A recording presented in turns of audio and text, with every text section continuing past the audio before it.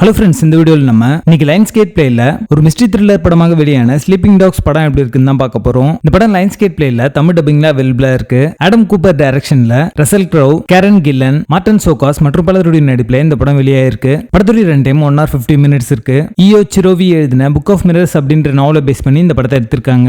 இந்த படத்துடைய கதை என்னன்னு பார்த்திடலாம். ராய் ஃப்ரீமன் ஒரு ரிட்டையர்டு ஹோமிசைட் டிடெக்டிவா இருக்காரு. இவருக்கு ஆல்சைமர்ஸ் அப்படிங்கிற மெடிக்கல் கண்டிஷன் இருக்கிறதால ஞாபக மருதி பிரச்சனையால இவர் கஷ்டப்படுறாரு. அதை குணப்படுத்த ஒரு எக்ஸ்பெரிமெண்டல் ட்ரீட்மெண்ட்டும் எடுத்துட்டு இருக்காரு. இந்த சூழல்ல இவங்களுக்கு எமிலி அப்படிங்கிற ஒரு அட்வொகேட் கிட்ட இருந்து ஒரு கால் வருது. அதுல எமிலி பாத்தீங்கன்னா ஒரு மாசத்துல தூக்கு தண்டனை கொடுக்க இருக்க ஒரு கைதியான ஐசக் சாமுவேல் பாத்தீங்கன்னா உங்களோட பேச நினைக்கிறாரு அப்படின்னு சொல்றாங்க. ராய் ஐசக் சாமுவேல மீட் பண்ணும்போது ஐசக் இவரை பார்த்து 10 வருஷத்துக்கு முன்னாடி என்னுடைய கேஸ் நீங்க தான் எடுத்தீங்க, அந்த கேஸை சரியா விசாரிக்காம நான் தான் பண்ணிருப்பேன் அப்படிங்கிற மாதிரி அந்த கேஸை வந்து நீங்க க்ளோஸ் பண்ணிட்டீங்க. இருந்தாலுமே சாகிறதுக்கு முன்னாடி அந்த கொலையை நான் செய்யல அப்படின்றத உங்களால சொல்லணும் அப்படின்னு நினைக்கிறேன், அதனாலதான் உங்களை கூப்பிட்டேன் அப்படின்ற மாதிரி சொல்றாரு. இதுக்கப்புறமா ராய் க்ளோஸ் ஆன அந்த கேஸை ரீஓபன் பண்ணி இன்வெஸ்டிகேட் பண்ண ஆரம்பிக்கிறாரு. இதுக்கப்புறமா அவரோட இன்வெஸ்டிகேஷன்ல தெரிய வந்த மர்மமான உண்மைகள் என்ன, கில்லர் யார் அப்படின்றத இந்த படத்துடைய கதையே. படத்துடைய பாசிட்டிவ்ஸ் அண்ட் நெகட்டிவ்ஸ் சேர்த்தே பார்த்துடலாம். லெஜெண்டரி டைரக்டரான கிறிஸ்டோபர் நோலனுடைய மொமெண்டோ அப்படிங்கிற படத்தை இன்ஸ்பயர் பண்ணி தான் இந்த படத்தை வந்து எடுத்திருப்பாங்க. அந்த படத்துல இருக்கிற நிறைய காட்சிகளோட ரிசம்பிளன்ஸ் இந்த படத்துல இருக்கும். ரசல் க்ரௌ, கேரன் கில்லன் இவங்க ரெண்டு பேரும் ஸ்டார் ஆஃப் தி ஷோ அப்படினே சொல்லலாம். அவங்களோட பெர்ஃபார்மன்ஸ் மூலமா இந்த படத்தை ஹோல்ட் பண்ணாங்க. குறிப்பாக ரசல் க்ரௌ பாத்தீங்கன்னா அவரோட ரியாக்ஷன் அண்ட் பாடி லாங்குவேஜ் எல்லாமே பாத்தீங்கன்னா ஒரு அல்சைமர்ஸ் பேஷண்ட் எப்படி இருப்பாங்களோ அந்த மாதிரி வந்து பண்ணிருப்பாரு. அது ரொம்ப ரியலா இருக்கும் பார்க்கிறதுக்கு. இந்த படம் டெக்னிக்கலி ஒரு சவுண்டான ஒரு படம் தான். சினிமாட்டோகிராஃபி, சவுண்ட் எஃபெக்ட்ஸ் எல்லாமே இந்த படத்துக்கு தேவையான மிஸ்ட்ரி எலிமெண்ட்டை எலிவேட் பண்ற மாதிரி அமைஞ்சிருக்கு. படத்துல ரிவ்யூஸ் எல்லாத்தையும் சம பண்ணி